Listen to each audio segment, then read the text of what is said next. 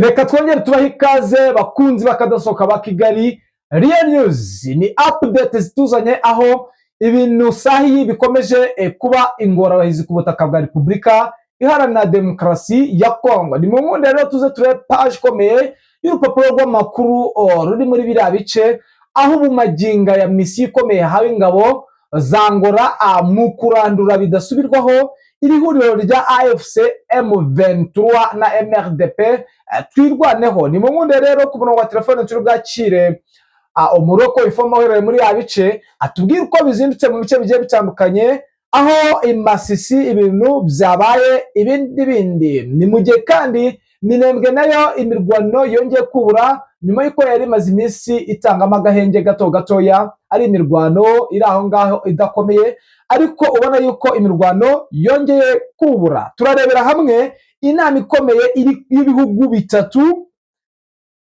byo mu karere ka Afurika y'Iburasirazuba. Ese bari kwiga kuki? Ni umugambi ukomeye cyane, bivuga ko General Neva noneho yaba agiye kwigaragaza igihe yahereye, igihe yagiye bavuga ngo ari gutsindwa, ingabo ze ziri gutsindwa, aho maginga ya bakibyina intsinzi y'umusirikare wa AFC M23 warashwe, akaba yari n'umuvugizi. Urumva ko intsinzi bakiri kwibyina, mu gihe kandi bivugwa ko bikomeye cyane General Gacheri yabarembye bikomeye. Ni mu gihe kandi ibintu bivugwa ko n'Igoma hamaze kugiramo intasi karundura za leta y'Kinshasa. Ni mu nkundo rero tuze turebe page ikomeye y'urupapuro rw'amakuru umenye uko situation ihagaze, update z'aka kanya, aho ugiye kumenya akantu ku kandi. Mbere na mbere yuko tujya kuvugana n'umuroko w'imfuma kugira ngo dukomeze gahunda zacu, reka mbanze mbashimire mwe mwahisemo kubana natwe. Ikindi kandi namwe mukitwumva bwa mbere, nta kindi musabwa ni ukureba munsi ya video ugakanda kuri subscribe. Nyamuna ntimukibagirwe gukora like, mukaduha n'ibitekerezo, comment nazo zirakenewe. Duhure muri comment mutubwira uko situation ihagaze, ndetse wifuza inyunganizi cyangwa igitekerezo biremewe. Mureba muri comment ushyiremo, turahabaye kugira ngo dufatikanye dutanga ibintu bifite ukuri, nkuko Kigali News yemeje kujya updatinga situation ndetse nuko ibintu bihagaze. Reka rero tumenye uko bimeze kandi tumenye uko byifashe. Ku murongo wa telefone reka twakire Bwana Bizima. Bwana Bizima, wongeye kuramukaho? Aramuka neza Bwana Daniel. Sahi unyohereje amafoto unyereka ukuntu situation imeze, ugaragaza uko urugamba ruhagaze za Masisi. Wafasha amafoto noneho unambwira yuko Minembwe imirwano yongeye gukara. Duhido nido Bwana Bizima, abakunzi bacu bamenye situation. Duheruka kuvugana mu rukerera kandi ibyo bice isaha amasaha abiri ibintu bimaze guhinduka cyane. Yego, urakoze cyane. Niko bimeze, guhinduka ni buri kanya bitewe nuko muri ibi bice birimo imirwano nta kuryama kuhaba ku mpande zose. Ubona ko buri wese aba yiteguye ko yakwinjirwa mu buryo budasanzwe bitewe na situation ihari muri iki gihe. Rero imirwano iri mu duce twinshi cyane, hari igice cya Minembwe ndetse ari na hano Masisi, hano n'igice cya Gatoyi na Rubaya. Bimaze iminsi hari imirwano ku duce twinshi twarigaruwe na FARDC ndetse na FDLR ziri muri aka gace, Wazalendo ndetse na za Maimai Nyatura zimaze igihe zigaba ibitero kuri 23 mu buryo bari bafite intego yo kwigarurira uduce twinshi ndetse harimo n'iki kirombe cya Rubaya. Rero imirwano n'ubundi ibyukiye muri igice cya Gatoyi mu gace kitwa Ruki, kandi ubona ko M23 bisa naho imaze kwigarurira uduce twinshi. Ubona ko n'iki gitondo cy'uyu munsi kuri aya masaha tugezemo hamaze gucya. Urabizi ko iki gihe uba umaze kubona amakuru neza y'icyaraye kiba, kuko urugamba rutangira mu masaha y'ijoro n'ubundi bujya kugeza iki gihe ari nk'aho umukoro wabonetse rwose, ku buryo haba habaye impinduka zikomeye cyane kuri ruhande bitewe ni aho bari kurwanira. Ubu duce turi kurwanirwamo n'ubundi muri aya masaha ni Mberwa, Murema, Mikeno na Muhayiri. Utu duce twose turimo imirwano kandi ubona ko n'ubundi kuri FARDC na FDLR barimo kurwana basa n'abakuramo kuko nta hantu batsinda. Biragaragara ko basa n'abantu baba batsinda urugamba uburyo bagendamo, kuko bari kugaragaramo ibikorwa by'urugomo bijyanye no kuba hari abo bahutaza, kuba bari kwiba inka nyinshi cyane, ndetse ubona ko n'izibananiye kuzijyana zimwe ziba zinaniye bitewe n'inkubiri y'amasasu aba bari inyuma, babasha kuzisiga bagasiga bazirashe mu buryo bw'ubugome cyane, ndetse bivuga ko n'abashumba babica. Ariko ubona ko muri iki gice nyine hagaragaramo gutsindwa cyane ku ruhande rwa FARDC bitewe n'uburyo bari kurasirwa mu mpande zose, kandi ubona ko M23 utu duce twose dukeneye cyane, ndetse ubu inkuru ihari ni uko ushobora kubona mu mwanya uje rwose santere ya Gatoyi ivuyemo bitewe n'uburyo bayifatinze mu nce zose mu buryo bwo kwanga kurwanira mu santere, kwangiza ibikorwa remezo ndetse n'abaturage barimo. Ariko urabona neza ko muri utu duce bamaze gutakazamo cyane, harimo ko M23 ifite umwanzuro wo kubakurikira mu nce zose zirimo, ku buryo babambutsa imigezi ikomeye cyane iri muri ziranshe, ku buryo agace baba bagenzura kaba gafite ubwirinzi, kuko urabizi ko mu bijyanye n'urugamba ikintu bita amazi cyubahwa cyane kandi cyangwa kavaringi isobanutse cyane. Rero urabona ko iki gice cya Gatoyi ari ahantu habereye imirwano, kandi hari imirwano ikaze cyane, ku buryo ku ruhande rwa FARDC ndetse na FDLR harimo kugenda hatakazwa ingabo nyinshi zisa naho ari ba komanda mu rugamba, ari nawo umujinya wumva ko bari kugenda bihemura mu buryo bwo kwangiza, batwara amatungo yabo ndetse bakanayicira nzira ntayo bari burye mu buryo bwo kubahima. Rero urabona ko muri iki gice imirwano uburyo imezemo, hatabayeho indi sapoti ivuye muri FARDC ku rwego rwo hejuru, bose aba bantu sirikare b'inyeshyamba bagabye ibitero ba FDLR muri aka gace bashobora guhuramo n'ikibazo gikomeye cyane, kuko M23 ntabwo iri kubava ku mugongo, ubona ko ishaka kubahabya ku rwego rwo hejuru muri utu duce basa naho bari bamaze kwigarurira kandi bari bibasiye ku rwego rwo hejuru. Yes, mbere yuko wenda dukomeza ku yandi maxe, ndagira ngo tubwire abakunzi bacu ko Donald Trump yongeye gushyira mu majwi ko intambara yo muri Congo yayihagaritse, nyamara abantu bakaba bari gupfa imisubirizo. Ni ibintu bikaze, aho amahanga y'amugani ntacyo avuga.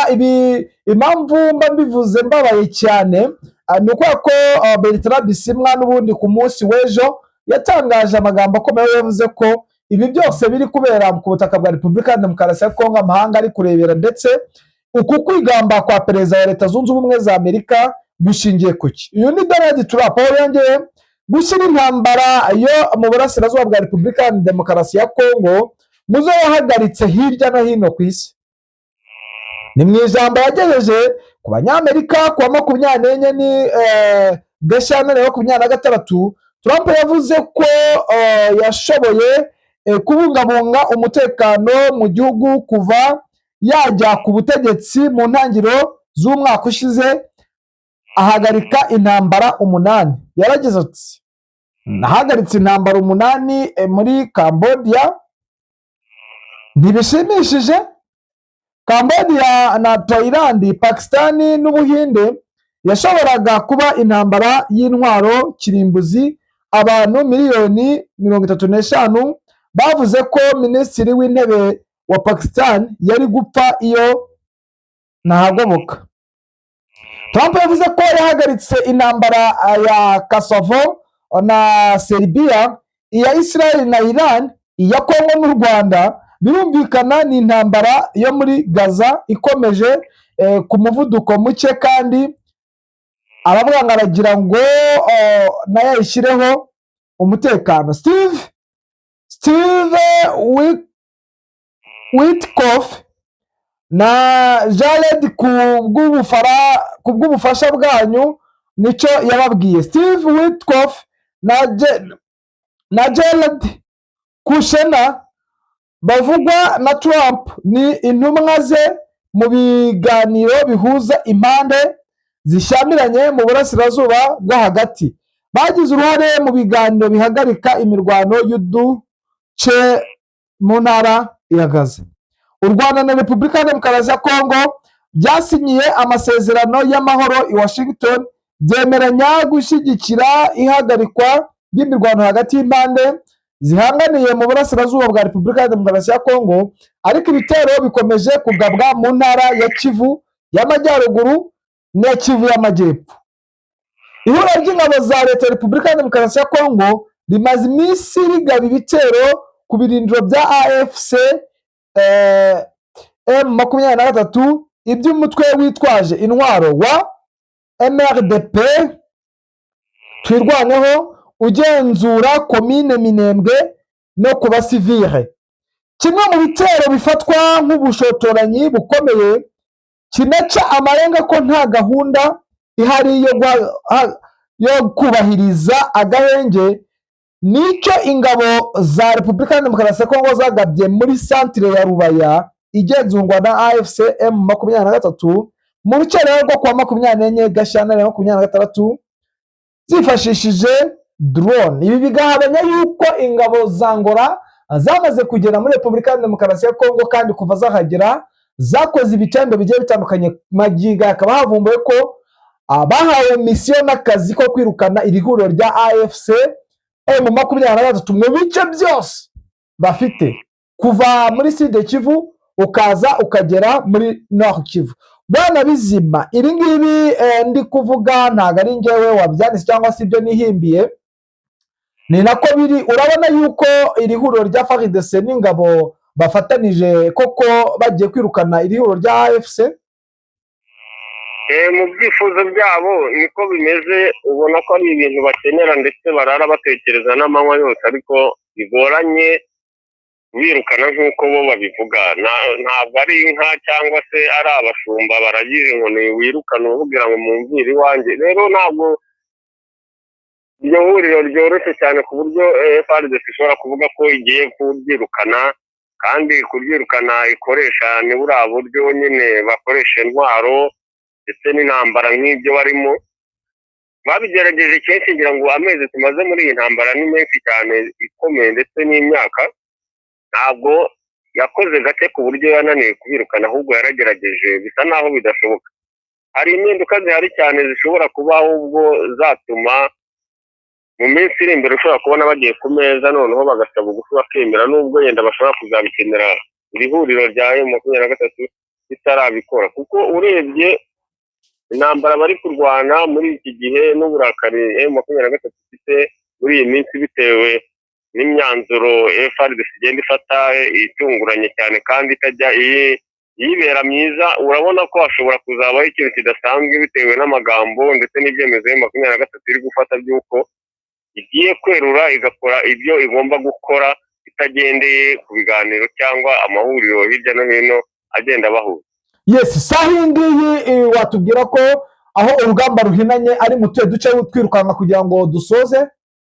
Yego, ahandi navuga ni mu gice cya Minembwe. Urabona ko hamaze iminsi hasa n'ahatujemo gakeya, ariko hagenda havugwa imirwano ku gice tumwe na tumwe. N'ubu ngubu niko bimeze, isa naho n'ubundi gihari muri iki gice cya Rugezi ndetse hano za Karingi, bivuga ko n'ubu urasana ku cyumvikana yaba ku munsi w'ejo ndetse n'iki gitondo cy'uyu munsi. Rero ni uduce naho ubona ko abarundi basa naho bakigerageza bishoboka banze kuva ku izima, ariko bakaba bafite ikibazo cyane gikomeye cy'uko bagerageza intsinzi yabo ntiboneke, kandi bakaba bifitiye n'ikibazo mu bijyanye n'ubuzima busanzwe, ko bumva ko barimo bataka cyane bikabije ndetse bafite n'uburakari bwinshi ku ruhande rw'igihugu cyabo, yuko ibyo bemerwaga kandi bari bageneye kubona mbere batabibona, kandi bafite ikibazo cy'uko nta bikoresho by'isuku babona bihagije, ku buryo ubona ko mu mezi makeya baba bahamaze muri bwa buryo bwo gusimburana ushobora gusanga bameze nk'inyeshyamba, bari ku rwego rwo kuba umusirikare w'igihugu uri mu gace kaherereye iwabo, atari ukuvuga ngo bari mu ntera za kure, akaba bageze ku rwego rwo kurwara inda. Urumva ko ari ikintu binubira cyane ndetse basakuza, ubona ko mu buryo bari gushakamo amakuru ko hari abayobozi ndetse b'ingabo z'u Burundi bashinzwe operasiyo muri kariya gace bashobora kuzira ibi bintu, kuko ni ikintu kigayitse cyane kandi ubona kibabaje iyo ubona aribo bafite ubuzima ngo bubi burenze hariya, kandi hari inyeshyamba zitagira epfo na ruguru za wazalendo zitabashije kubaho muri ubu buzima bo bafite kandi ari abasirikare b'igihugu. Yes, Bwana Bizima, akereka ari icyo twibagiye kukubaza watubwira ubundi tugasoza.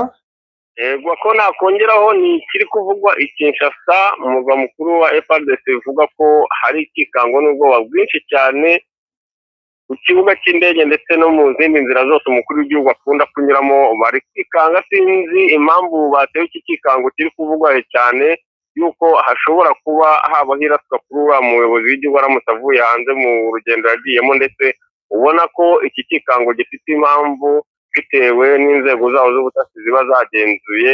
Rero ni ikintu kitari gisanzwe, ariko ubona ko cyabayeho kandi kigabonwa na benshi bitewe n'ubwirinzi bwiyongereye ku kibuga cy'indege cya Kinshasa. Yes, urakoze Bwana Bizima, n'ubundi ikomeza utukurikiranire muri ibyo bice uherereyemo, n'ubundi update zo nakagaruka. Yego, urakoze cyane.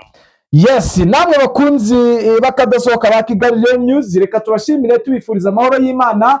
Ariko mbere yuko wenda dusoza, ni inama iri kubera hariya i Bujumbura iri kwiga ku mutekano muri ibi bice. Bivuga ko ukuboko kwa Neva kwamaze kugaragara, ndetse gushobora kuza guhindura ibintu bikomeye muri ibi bice bya Sud Kivu cyangwa no Kivu, aho bivugwa ko misiyo ikomeye yahawe igihugu cya Angola ndetse n'iki gihugu cy'u Burundi, ni nacyo kije urumva Angola ije isatira u Burundi, ndetse umenye ko na Tanzania irimo maginga. Rero biravuga yuko inama iri guhuza igihugu cya Kongo ndetse n'u Burundi ndetse na Tanzania. Ese bari kwika kuki? Ibyo byose turabaye ngo tuze kumenya uko situation ihagaze, umenye amakuru akantu ku kandi. Ni nayo mpamvu duhora turekereje kugira ngo natwe tuba updating inkuru zizewe kandi zicukumbuye. Ciao, Imana ikomeze ibane namwe.